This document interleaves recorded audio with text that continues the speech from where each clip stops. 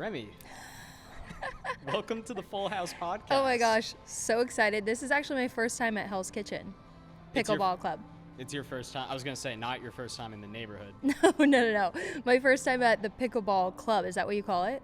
Yeah, Hell's Kitchen Pickleball Club. Okay, thank you, actually, for reading me in there. We are here at Hell's Kitchen Pickleball Club, which is where we present the Full House podcast, the podcast where I have on cool guests who can talk with us and play pickleball and maybe win some prizes. Oh my God, We're say gonna less. See. Yeah. Remy, how often do people refer to you as the Backgammon Queen? It's really funny. A lot of people in my community starting to call me like the Queen of Backgammon or Backgammon Queen. But when I'm around like the tournament scene and like I go to all of like the professional tournaments, there's plenty of like really well-known actual queens of backgammon. So if I'm okay, like if I'm like princess of backgammon at this point, like that's okay. But in my community, the queen, but you know, it's a big world out there. It's actually, the more I've gotten into it, I've gotten deeper into the backgammon world. And I'm sure that's happened with you as well. Like you don't know how deep the community can go and where it can take you. So it's been a wild ride. Yeah. I mean, people call me the pickleball king. They should.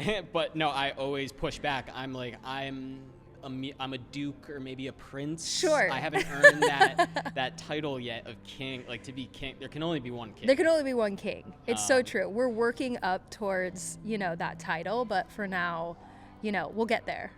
Queen of backgammon here. I'm gonna try and make eye contact. I think eye contact is good. Eye contact is good, especially if we go on tangent. Like if I'm like going on a 60-second little rant, or you are. There are all these AI tools that make it look like you're making eye contact, and I just think they look terrible. Oh yeah, that seems like it would be scary. Yeah, they're like made for podcasters, so like you're looking at the camera, and it's like it's like auto tracking your eye, and like no, we're not about it. We're not fans.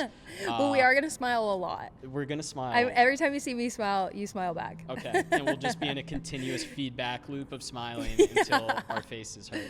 Yeah. But smiling is never an issue when we're hanging out. That's usually, true. Because we're doing such fun things. We're bringing our games together. Yeah. Is pickleball, there's much debate. Is it a sport? Is it a game? Yeah. I don't really fucking care what you call it. We're just having I get a the good same. time.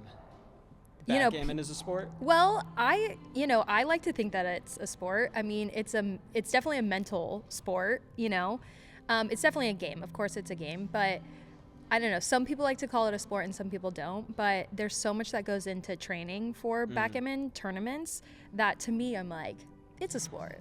Yeah. It's like, it's a mental sport. It's a mental sport. Yeah. Which is really hard. Where does backgammon come from? Like, maybe we we jumped in. Let's assume our audience knows nothing about backgammon. Well, it's really sad because there are still a lot of people who don't know what backgammon is. And so a little backstory just about backgammon is it was created 5,000 years ago, one of the oldest board games in the world. So when you think about a game that has literally never changed, the rules have always been the same for 5,000 years. Interesting. Yes, and it was created what is probably like Iran today. And so this game is so wildly played in so many other countries around the world, and it's not as it hasn't caught on as much in the United States. There was a real big boom with backgammon in the 80s. No, actually in the 70s. I have the 73 copy of the Playboy magazine. But basically, Hugh Hefner decided he was like totally obsessed, and it's very much his aesthetic, where he's like, rich. He's he's kind of suave. He's like also inappropriate. And he's at the Playboy Mansion. He's at the Playboy Mansion. He's smoking cigars, whatever. It's definitely on brand. So, anyways, he got really, really obsessed, and he hired somebody to like live in his house. This, he was a literal. He invited him to be a Playboy, and I know this man. I met him at a tournament. And he was telling me this whole story. He was like, I came to the house as a Playboy, and I was Hugh's like in-house backgammon teacher. So in 1973. What a gig. I know. What an insane life. Hugh Hefner's personal backgammon coach, residency at the Playboy Mansion. Playboy. They don't make jobs like that anymore. They certainly don't. It's a different world. For sure. So so when Hugh got super obsessed, he put it in his 1973 Playboy magazine. I have the original copy, and I'm really, really excited about it. But basically, it blew up in the United States in the 70s, and everyone was playing in bars and restaurants. I'm sure your parents were playing. My parents were playing in the 70s and 80s. And those kind of group of people are still the people that are playing in tournaments. And so the tournament world tends to be a little bit older or more mature, is what we should probably say. But we're kind of, what we're working on with NYC Backgammon Club is that we're really kind of bringing youth to it and making it cool and sexy again, and really just bringing people together. That's great. I love that. So you said a couple different things. Yes. First, that Hugh Hefner story. I know. I was not expecting within the first 10 minutes of the Full House podcast to be talking about the Playboy Mansion, but that just means we're off to a great start. We're off to a good start. Those are the types of stories we're going to unearth on this pod. I have a feeling this may be the first of many appearances for you. I really here. hope so.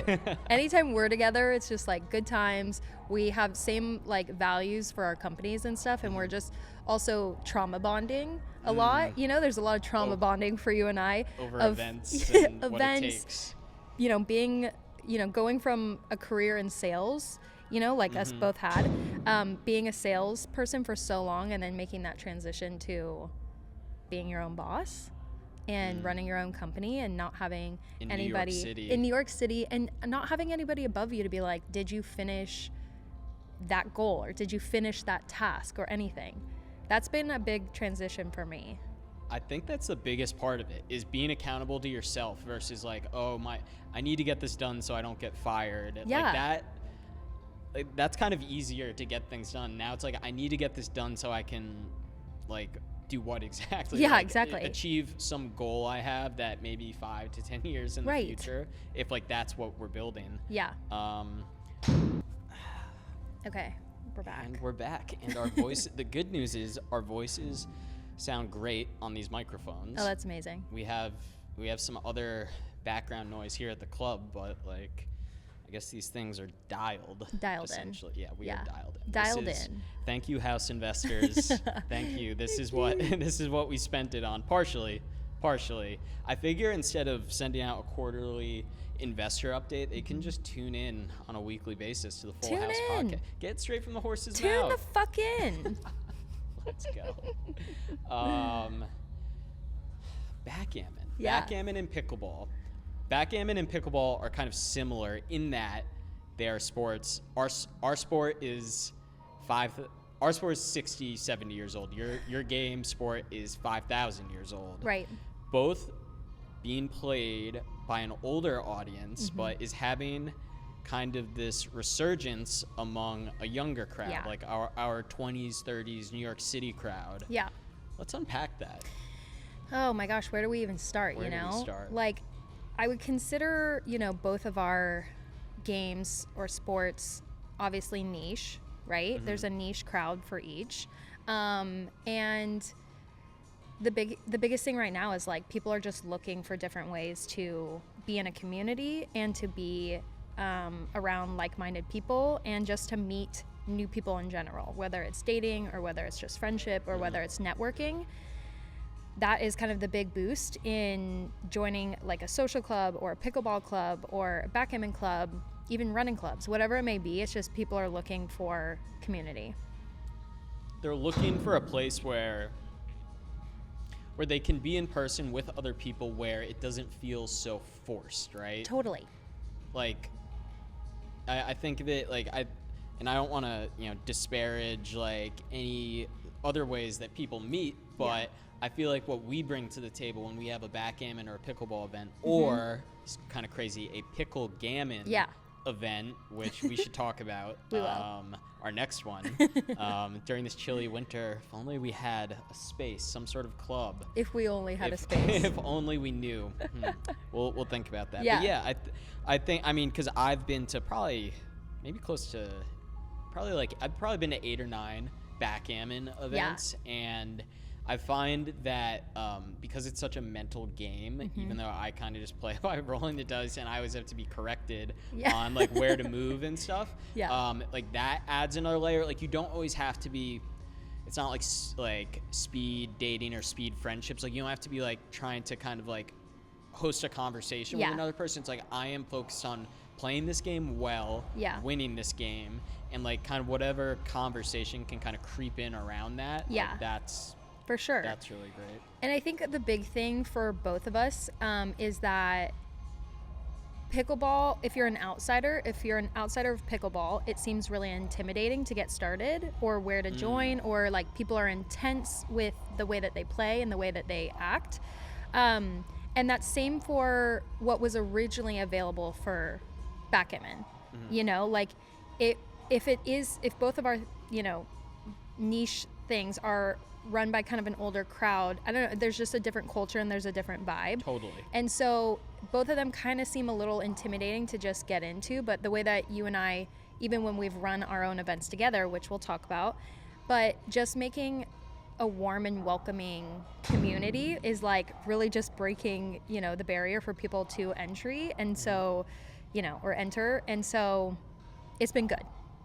Yeah, I think, yeah, as you said, I mean, like our games, they are the primary audience or people who play it is boomers right now. But just by even like doing the little things that we know that make sense to us, like you know, like how to like announce on social media or like just put it up in stories or just do what we're doing right now, like just talking, like just very frank on HD video, like with the caption, we'll have some nice captions above our heads, which is why we're leaving some space up there. Amazing. But I think that's the first step.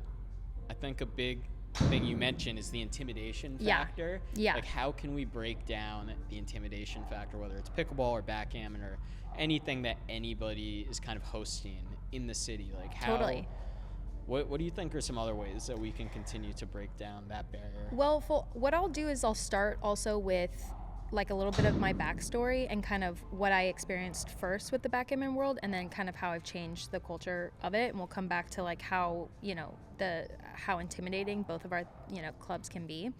So basically, you know, I'm originally from California. I've kind of lived all over, and I moved to New York 2 years ago, and I moved here January of 2023, so literally 2 years. And as soon as I got here, I Googled every single backgammon event. I found like whatever was available, which was very minimal. I found it all, and I went to all of them. And when I say all of them, I went to 2. Okay, so that's what was available.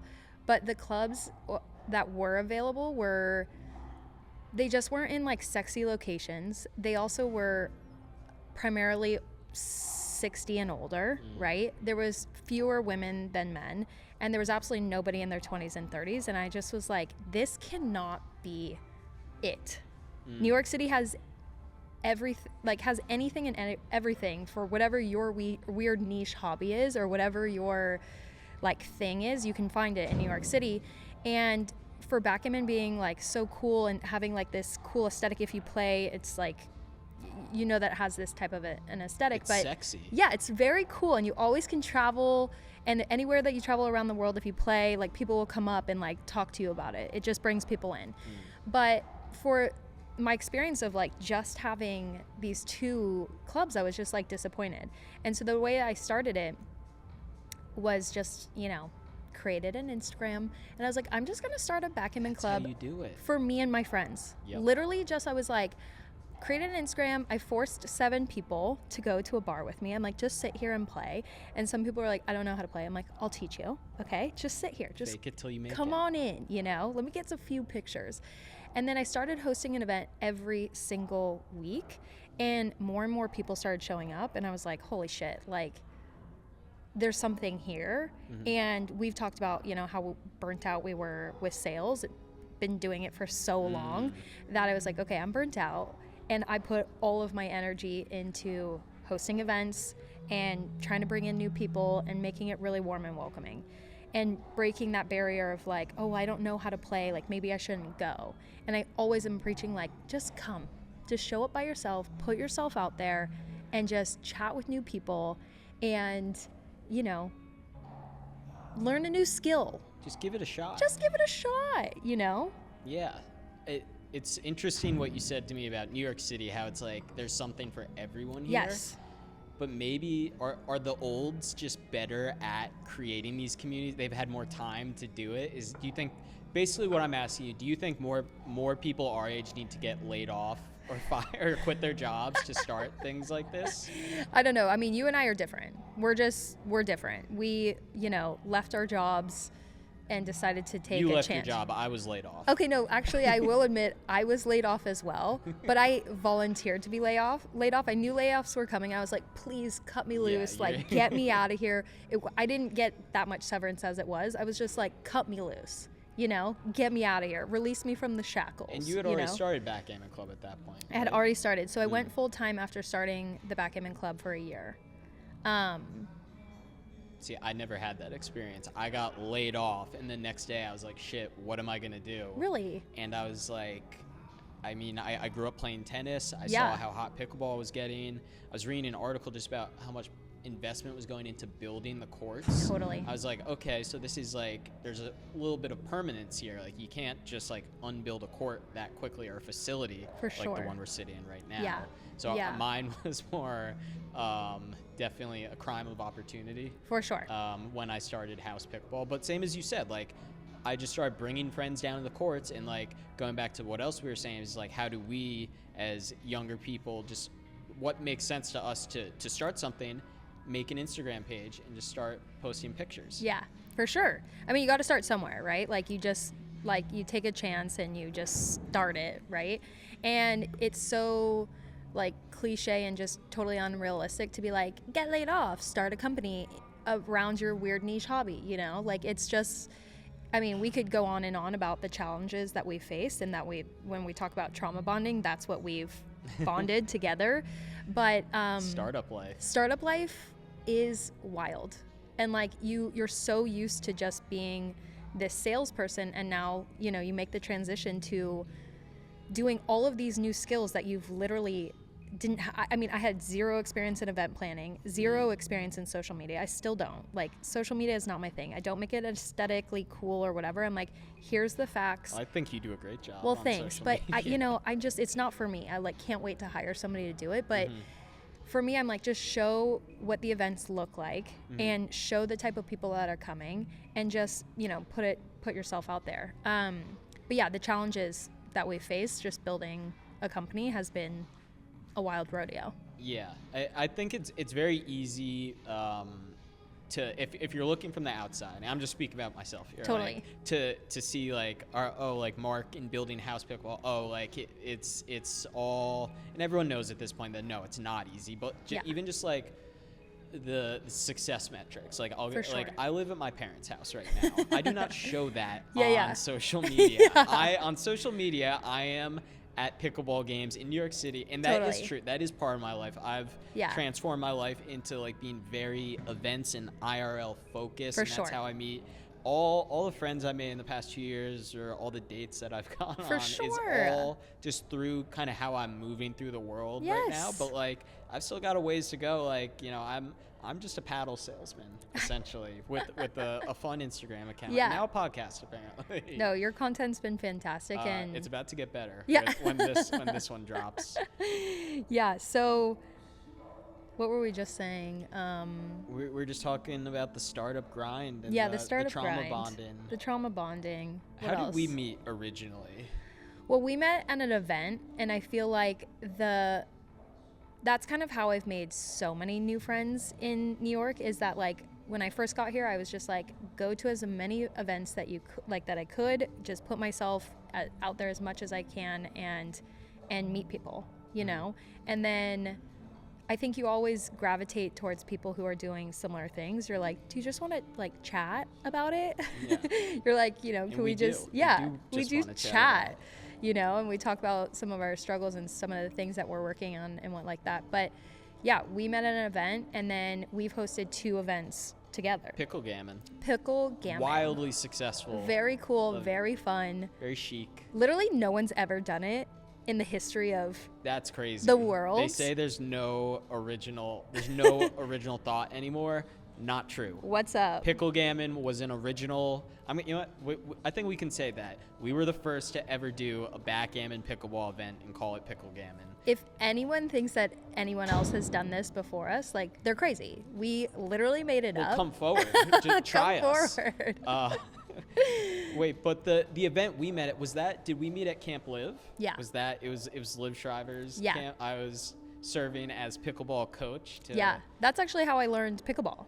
Really? Yeah. It was at the house session Yes. at Camp Social. Yes. Shout out Liv Shriver. Yeah. We'll have to get her on the pod. For sure. One of these days. You know what? I just realized I'm in the sun here. Oh, we're getting the sun. We're getting the now. sun. But yeah, so back to how I learned pickleball is that we played at the event and you taught me. And it was always something that I was really wanting to try, but it is a little intimidating. Where do you go to get a court? Like, how do you learn? Like, still counting the score for me is like so hard. I'm like, the score gets people. I'm like, whoever I'm playing with, I'm like, can somebody just keep the score? I'll be here. I'll show up. I'll do my best. You know? I think that's the next big thing in pickleball is actually with like casual and rec play is that a lot of these clubs that are being built now, they use like automated systems it's semi-automated, but like you press a button when you win a point. Yeah. So that it like tracks it. I think the future is though cameras that are watching you play and it's like AI that just knows based on the footage who won that point and just like that's cool. Keeps the score. Yeah. Because the keeping the score part, it's like honestly one of the most annoying pieces of teaching pickleball because I teach pickleball mostly to beginners. I don't get to play as much pickleball as I would like to competitively. Yeah. And my skills have gotten worse for it. I got my ass handed to me at a singles tournament out in Bergen County. Okay. At Bergen County Pickleball Club. Shout out Lonnie and the team. I went 0-4 because I hadn't played competitively. Like, people now, they train, they drill. Totally. And it's like if you want to get to that higher level, you got to really put in the work. And yeah. I just don't work on my own game as much as I could. I just teach beginners mostly. You and I are very similar with that. Like, there was a point in time where I had to ask myself, I was like, what's more important to me is like, I could become the best backgammon, one of the best women players, in the world or something. That could be a goal, right? Or is it more fulfilling and more rewarding to me that I grow backgammon in a way that no one else in the world is doing right now? And so that's similar to you. You're like, what's more important? Do I want to be the best when you play in tournaments, or do you want to build a community and build a brand and really grow the game with a new type of culture and like a new like approach to the game? Like, there's things that are more important. Yeah, and I'm totally still trying to figure that out. Is like, who is this brand always? Because we very much operated kind of what I call in like the top of funnel, like the awareness stage for people, because we want to bring people in. That's been to this point, House's kind of mission is to bring people into pickleball. Is there a point where it's like, okay, now we've got our community, we've got our audience, now we're moving everybody kind of towards more serious regular play? 100%. I don't know, or is that, I feel like we always want to be accessible to new players, but what is that? Maybe I just need more kind of content creators, and we have our pro, we have our more recreational. Yeah. Like, I think we can split it up. Well, that's something I've asked myself too. Is like, similar to you. Like, I never play at my events. I can't. You can't. I host events different way. Sorry, I'll start over. I host events in such a different way that I've seen other people host events. And so making it warm and welcoming is so much more important than me getting the chance to play on a weekly basis. I find time to play outsid of my own events. Good for you. Right. I don't You have to, but you're also building a business. So it's hard. But what was I just going to say? Playing, getting time.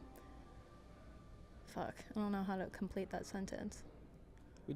Not everything needs to be a close loop. Yeah, that's true. We want to leave things up to interpretation sometimes for our audience, for those loyal listeners at home who we love so much. If you are listening, this probably won't be clipped. If you are listening to this podcast right now on Apple or Spotify or who knows, maybe YouTube, we just want to say thank you, because you're either a real diehard, you're either a friend of me and Remy, or you're either a diehard pickleball or backgammon fan, or you're a hater who is looking for a way to tear us down.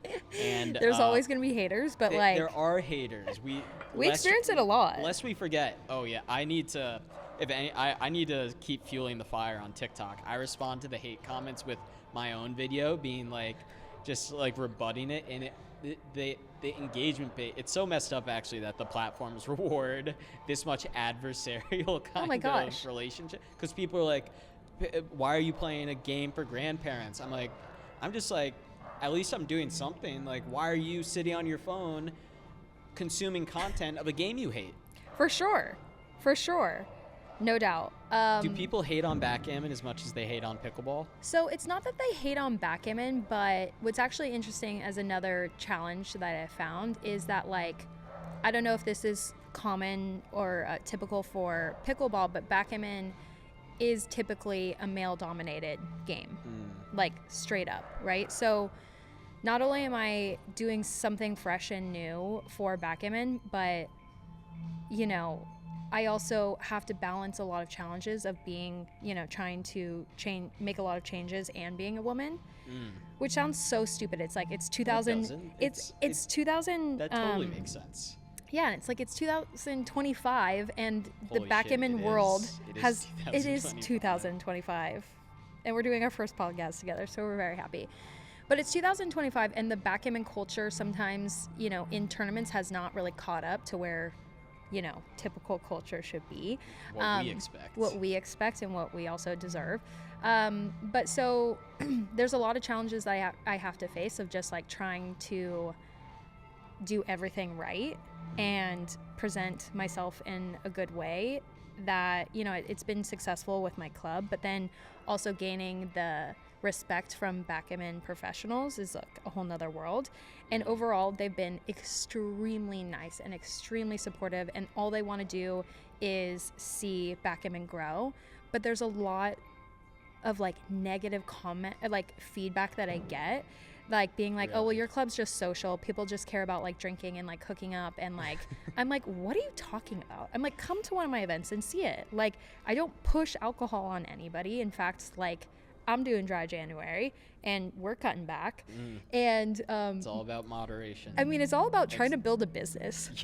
Like, you literally cannot drink and build a business at the same time. It's so true. As much as I would like to pretend that I'm like this very balanced, in a very meditative state, the fact that I'm not drinking right now is purely out of necessity to build this business. 100%. To get this podcast off the just ground. To get everything off the ground and reach all the goals you want to reach.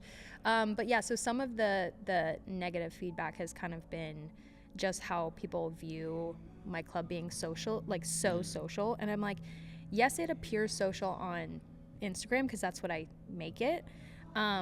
But also, like, they've improved their games like tremendously. There are people going above and beyond, studying and working with each other. I also created a backgammon league, which has been fantastic, and it was 8 teams against 8 teams, and they competed every Thursday in a true tournament fashion. So people always look down on the shit that I'm doing. I'm like, whatever, like, fuck off, you know? Yeah, that's next level too, making a league, like, because that's, if I'm being harsh on myself, I've only really hosted social games, and like, because like bracketing and like competitive, like, that's next level. So but that's how you have to start. You have to build the community, you have to build the obsession, and you have to build the people within your community to want to be a part of whatever comes next. If you do a league, or if you do tournaments, or if you do whatever it may be, whatever comes next, the social has to come first. Right. You know? It helps so much to build that community before you start selling anything. Yeah. Like, when I started house pickleball, I started out the gate selling paddles. Yeah. And somehow we did get some traction with that. Yeah. But looking back, that was insane. Totally. Like, who did I think I was coming into the market offering a pickleball paddle when I had myself just started playing this sport? Well, I don't know. But, you know, like, you gotta just do it. Yeah, and you need I think for me, it was like, I was looking at it as like, what are the necessary components to play this game. And Yeah. the paddles are right there. So I was Yeah. like, all right, well, that's something that we need. Yeah. And we're still really mostly a paddle company. We do have our hats, which Yeah. I'll show you, and maybe we can do some sort of a jersey swap or I anything after. love that. I like your hat. Thank you. The This black. is my classic very one. sleek. It's so classic. Well, let's talk about the shirt I'm wearing and Oh, that yeah. I What does it created. say? It says, I play backgammon, but I'm also hot. And a lot of the professional world actually had a problem with the butt. And they were like, it should be and. I'm like, the butt was intentional. It's cheeky. It was intentional by all means. And then my logo is on the back. But I think like, a true passion is merch. Like I have never, I don't think I've ever gone to a bar that I'm totally obsessed with that, and I haven't gotten the shirt from there or whatever. The amount of shirts or sweatshirts or hats, from different things, I'm like, that's my thing. So your merch is fantastic, and I want you to make more. Thank you. Because I want to buy it all. And then, This is just a one of one right now. It's This so only good. Thank you. Give it to the people. They want it. I know, we got to. I'm trying to be very careful. Actually, it was my mom was like, don't go all in on an apparel line right away. I was like, Yeah. but the people want it, but we got to be very strategic about our resources here as a startup. Yeah. As a growing brand, because we want to grow it intentionally. Yeah. We're not. I do have to release some more of this stuff though, because people always ask me where they can get it, and I'm like, only I have it, and then that feels selfish. Well, first of all, it's also marketing for you. People will wear it on the subway. They'll wear it to other pickleball events. Like, people love merch, and so many people came to my club because they saw, people wearing it on the subway or just around town. They're like, what is this shirt? And they're like, oh, come to NYC Backgammon Club. So that's great. That's the way you got to do it. This is your push to make more merch. Thank It's you. a marketing aspect. You've got to, give the people what they want. I need the push. Yeah. Yeah. Maybe we could start selling it at some of these events. That's the other because we're talking about whenever we do events, like we're both so focused on people having the best time. It's like Hosting. I don't want to. It's another thing you have to think about. Do you have backgammon boards that you? Is there an NYC backgammon board that's coming out? Okay, so this has been something that people have asked me 1,000 times. That's why we're asking. When you are you here, going to start so making boards? And it's probably similar to you with like making paddles. It's like it's hard. And also for us, we're so New York based right now that like our events are here. I also live in a 1-bedroom, and so I have 40 boards in my apartment as it is. And I don't know, the whole aspect of selling boards would have to be at events, so now I already schlep a 50-pound suitcase to every single event because it's all full of backgammon boards for other people to, in case they didn't bring one or in case they don't have one yet. I know the invites say BYOB, bring your own board. But I always have extra enable boards. No, I know, but you know what And I I want? enable my people with the paddle. I know. My thinking being, if you come to a house event, there will always be a paddle there for you, Right. encouraging the beginners. Right. We both enable. We do. You have to when you're building a community. But for we you, want to be accessible. Yeah, but you can also sell your paddles at the events, which is probably the best way to do it. But yeah, I sell all of my merch at events. We're just not there yet. We don't have an online store yet. I mean, you do for your paddles, That's but like where I merch start, is like, it's tough. So I don't think I'm going to do custom boards right now. I work with all of the custom backgammon board companies as it is now. That's probably the play for now. That's the play for now. Is like they'll put my logo. They're so happy to have a new marketing like aspect of the for the game because it's so niche. So a lot of companies are offering to put my logo on boards and then I sell them at events. But I'm kind of like, how many boards can I bring around town? And I always bring my merch as well. So it's we'll see. This definitely gets at kind of the extent of what you can do as one person with a startup. That was what I started to feel in this past year. Looking back on 2024, starting to hit some of those limits of like what I can both just It's like insane. with my time do Totally. and also like physically, like even I know. Bringing this podcast stuff here like an hour ago, I was in a wind tunnel on one of these streets, and my shoulders are killing me because I have the stands, the mics, everything, and I was just like, holy shit. That's why I am still in it. I am still in the grind. You're right in the now. grind. Like that's why I do suitcases. I'm so sick of schlepping things around. But my first year in 2023, starting this club, I was like, I'm not bringing.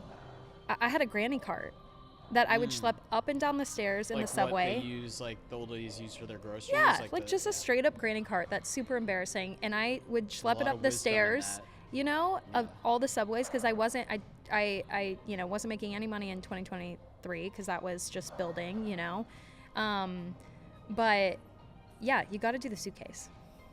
Yeah, I may have to look into that, or get one of those little, robot dog things that Boston Dynamics dogs, and I think those things can probably hold maybe 500 pounds at this point. Okay, that's what's up. I'm getting so wrapped up. It's funny because what I do is so IRL and very old fashioned, 100%. gathering on a court to play a game. But I'm also just getting so wrapped up in all this technology that keeps every week something new is coming out. I know, you have to learn all of these new skills. Literally, it's if you don't, I feel like everyone is just getting if you don't, you're getting left behind. When ChatGPT came out, I was like, oh shit, if I don't start using this now, I'm gonna regret it later. Yeah. Not to go off. I could go off. I know we could go off AI on that. Tangent. But what was I gonna say? Robot dog. Robot dog. Oh, this part of just we're both at this point where it's there, like you were saying, you can only do so much as one person, but you're also trying to make a living for yourself and accomplish all of these other goals and put your own money into kind of these next big projects. But invest in brand equity. Yeah. But if you get to this point, we're both at this point where we need a full frickin' team, but you can't do it until you're really established. So it's really hard in the beginning. And how do we establish ourselves? We're in it. We're figuring it out every day. I think what we're doing right now is great. If we just, everyone is on, everyone in their spare time is on their phones. Yeah. If we can have more of a presence there. Yeah. In kind of a stream of consciousness type of thing, like we're doing right now. Yeah. That's, attention is the new oil kind of. For sure. But let's push people into real life. I feel like that's what we want. It's we want to have a bigger digital presence, but always we're pushing you back into the real world. For sure. And you do such a good job being in front of the camera. And I'm really trying to, I don't put myself too much on the page, but. Well, that's what I'm here for. I know, you do a really good job. You do a really good job. But there's a lot of, you just have to really, Take the plunge. Take the plunge, embarrass yourself, try new things. You gotta climb Cringe Mountain to reach the plains of enlightenment. I'm probably still climbing. Maybe I'm halfway up or 3/4 of the way up before this starts to get really cool, where I'm doing Mr. Beast style pickleball challenges with 1,000 people. For sure. We might always be on the Cringe Mountain until other people take over social media. Yeah. And maybe that's not a bad thing. Maybe it's not a bad thing. Honestly, a lot of the content I watch on social media, I'm watching just because it's cringe. Well, I love your content. Thank you. It's very good. Which pieces of it? The day in my life videos? The day in the life is good. Just when you troll people for making fun of pickleball or for whatever you're doing. I do troll people. You gotta troll people sometimes. Especially if they're anonymous, it's all, I don't want to tear down. They're trolling you first. They are. That's a good point. They trolled you first. You're not just out there. Fire when fired upon. 100%. I think that's the whole thing. Is just you really have to stand up for really what you believe in, and you make your company sometimes your whole personality. I wonder to myself how many times I've said the word backgammon, pickleball, and how many times we have to say that on a daily basis, or how much you talk about it or how much you dream about it. It's fucked up. I have dreams where my paddle falls apart in my hand. For sure. Because that's my biggest fear is that a product is not totally perfect. Yeah. That's an interesting point you bring up is when you are a solo startup founder, you basically have to give up a piece of your identity to this thing. For sure. I have a ton of other interests outside of pickleball. maybe I'll get to explore them on this podcast once we get a little more established down the road. Yeah. But I have had to become this ambassador and spokesperson for pickleball, not because anyone appointed me that, Yeah. because I was just willing to start talking about it Yeah. on social media and in videos. And it's like, yeah, you kind of, I don't want to say give up or like compromise, Yeah. because I'm really happy with how kind of like the daily flow of my life now. Yeah. I'm always, you know, talking to people at the courts, like here, Yeah. there, but but like, I wonder sometimes, I'm like, when I used to work in tech sales, and I was 9 to 5, and after yeah. 5 o'clock, I just turned my work brain off. Totally. How much of that guy is still in there, essentially? But it never turns off when you're doing what we're doing. Yeah. Like literally ever. You're also your own customer service. You have to answer a lot of questions. You have to do emails. You have to do DMs. You have to do Instagram. You have to do Facebook. You have to do TikTok. You have to do YouTube. Like, it's never ending. But yeah, do you ever take a moment and you're like, how did I get here? Yeah, it comes about once a month. Probably I'll stop doing what I'm doing. Totally. And I'm like, wait, what am I doing? Totally. I'm starting to work more national tournaments now to really get the experience on how to grow tournaments cool. and run a perfect tournament. But, I'm working 16-hour days for literally no money, and there'll be some times where, like, my knees literally hurt and I'm exhausted and, like, I'm slamming coffee and there's no time to eat. It's like mince and coffee, that's it. And I'm like, how did I get here? I just always remind myself, I'm just like, memento mori, you're gonna die soon. So true. Like, for sure. fuck it. Just Like, fucking fuck it, That's like, because I think I had to learn how to be like a busier person. Yeah. I think my instinct before I started this thing was like, how can I chill as much as possible? For sure. But that's not the game. Maybe that's growing up. Like, I'm at the end of my 20s now. Like, maybe that's what, at least for like a young man to like grow up, is going from chilling is cool to like, no, like doing shit is cool. Right. And I think that's what I want to kind of get out of this, and maybe also as a byproduct of like doing the pickleball thing is like kind of show that as it's so easy to chill now. It's Totally. easier than ever. You especially, and I'm just speaking from like a young man's perspective here. You can stay at home and play video games all day. No one is going to stop you. Right. Like, you can do that. Totally. You need to force yourself to go out and do the things that are maybe not the quickest dopamine hits, but in the long run, is going to be better for you. There's like something to be said for kind of the old school way of doing things. Yeah. Like, there's so many new toys, so many new ideas about how we can live our lives, but you got to say, no, I will not go in the pod. Yeah. I'll go on the pod. Yeah. I will not go. I will not go quietly into that good night. Yeah. And that this is, and as I start to speak more on this, I sound progressively more insane. But this is what I need to tell myself every day. You have to be a little insane. No, you have to be insane. Yeah. No, we are fully insane. No, we're like certifiably insane. That's gonna clip so well. Yeah, no, for sure. Certifiably insane. That's us.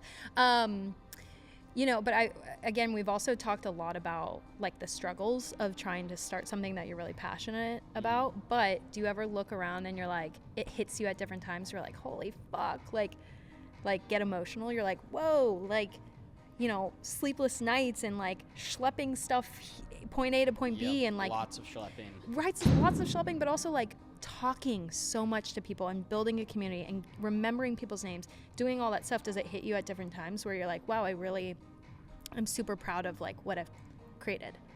Yeah, I think what you just said, talking to people all the time, is a good moment, where, because we have to say a lot of the same things. We have our brand missions that all day, every day. We need to repeat over and over again. We are this for this person. How do we do this? Yeah. So it really gets kind of grooved into your brain, like you it's build just up on repeat. that muscle. It's like when I catch myself saying the same thing for the 1,000th time, and you gotta say it with the same energy. Totally. I think those are my moments where I have that holy shit. Like, I am this person now. Yeah. There's no going back. There's no going back. No, there's no going back at all. How would we even, like, how would I unwind from pickleball? How would you unwind from backgammon? You can't. You have to dive in deeper. Yes. You have to get more insane that you ever thought possible. And then, yeah. I feel like it plays well for also like our generation, like Gen Z and millennials, like that unhinged marketing. Totally. Like, and like, what is it? Unhinged but authentic. Yeah. I feel like those things have to be like someone who is unhinged by definition is authentic, because you can't be fake unhinged, because then you just look like a fucking loser. Yeah, like loser.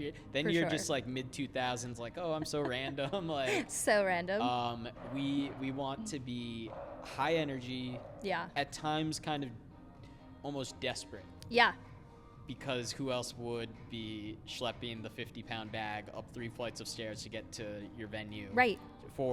In the middle of winter, Totally. a backgammon tournament or just social night Yeah. for 30, 40 people. Like, it's Yeah. where you're not really, making any money. Like, and you're just committing to this repetition over Yeah. time. Yeah. And that does take a certain level of unhinged Yeah. to do.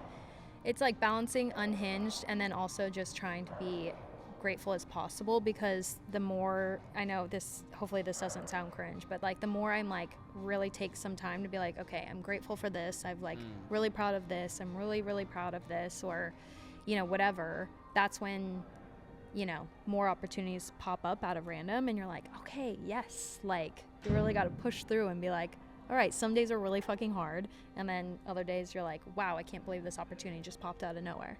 Yeah, that's a great point. Being grateful is very important, because while we do get wrapped up in our own struggles as entrepreneurs and like how hard it is, it feels sometimes. I mean, you can look around at the world and just see like we've got it so good here. We are sitting at a beautiful pickleball club, this place hosting is awesome. a podcast, talking about our businesses. Like, we are, the fact that we're able to kind of build these lives for ourselves is such a great testament to this country and the city. Totally. And just like, so that's kind of what makes it easier to keep going. Totally. Is that we have, our immediate needs are kind of met, and a lot of these things that we're striving for are like things that not many people get the chance to really go for.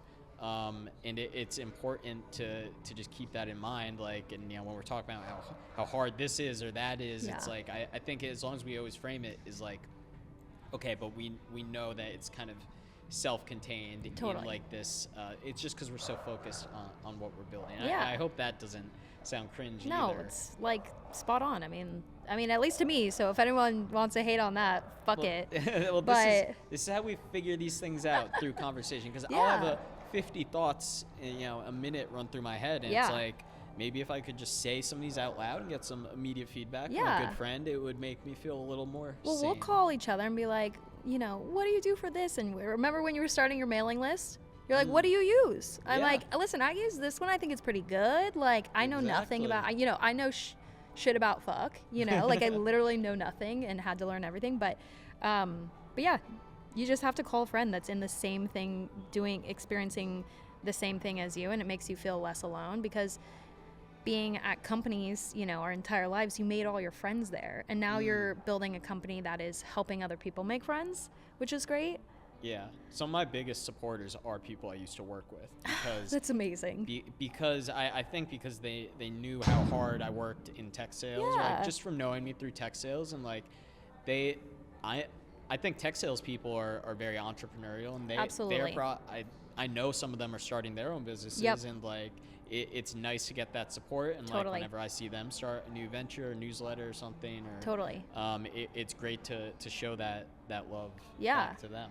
And for me, like, I knew maybe like 10 people when I moved here, but the amount of friends that I have made through Backgammon is insane. Like, lifelong friends, and like people are so supportive, and they're always just like, wow, this is so cool, like this is such a special game to me, because for Backgammon, for a lot of people, it's very, very nostalgic. So yes, it's 5,000 years old, but most people played with their parents or their grandparents at special events or holidays or at home, and there's always like a lot of like happy memories tied around this game, which you just don't get from Monopoly. It's mostly like fighting with your family over stupid Monopoly, like wins and losses or whatever. I played Monopoly with my siblings over the holiday break. I was the first one out. Nothing more pissed. I couldn't buy any property. I was like, I hate capitalism, and I stormed off. And then my sister, who is like the probably like the most progressive amongst us, ended up winning, and she was the fat cat. Totally. You know, with she got Broadway and or was it Boardwalk? And Park. Right. Which I was I always try to go for those. We want the prime real estate. Yeah, but like back to the nostalgic factor is like so many people have like finally a place to play outside of like a lot of people live like far away from home, or maybe they're from New York and they're, you know, whatever it may be, like just going back to the basics of playing a game that you knew from your childhood and then finding other people that also play. For me, I was like, I didn't know people played social. Like I didn't know that there was tournaments ever. I had no idea existed. I thought it was literally just a board game for my friends that I grew up with in middle school and my family, and now people have like a place to connect with other people who are also obsessed with this game. You made a good point too about New York. Like you came from California. Yeah. You were I mean, this is a city that takes in people from not only all over the country, but all over the world. And maybe that's why it's so important to have things like NYC Backgammon Club, House Pickleball events, because you have so many. I don't even want to say transplants, because I think to me New York is a place where like if you move here, like you become a New Yorker. Sure. I think if there's any city where you can say that, it is New York. But yeah, the ability to host events here is like very important for the community here, because you have you have all the time new arrivals who are living here and want to jump in, so they can come and meet people who've been here for 5-10 years. Right. Maybe that'll be in 10 years we'll have our mainstays at the club, but still having, you know, new faces showing up, and like, the older crowd can show them how it's done. Totally. And I think a big thing too, especially for backgammon, is that like because it's played all over the world, my events happen to be really diverse.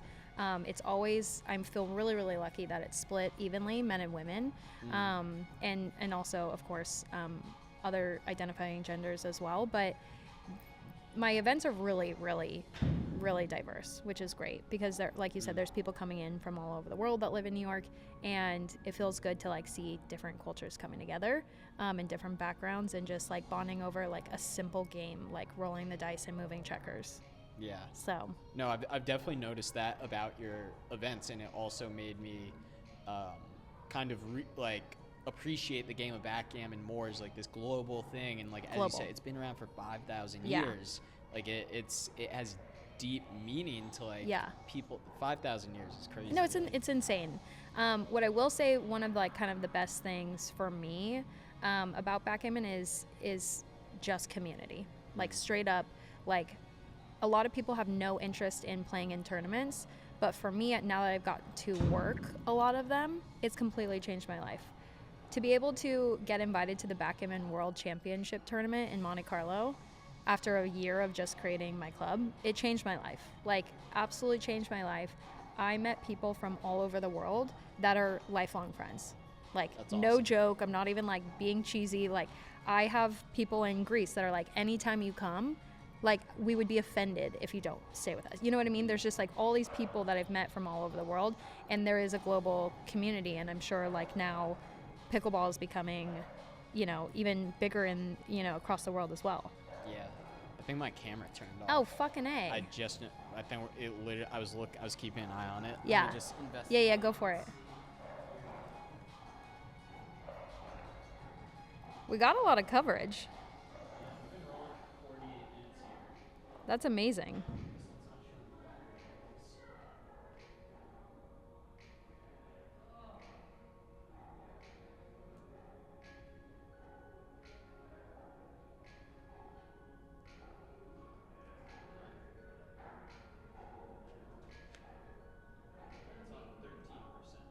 Interesting.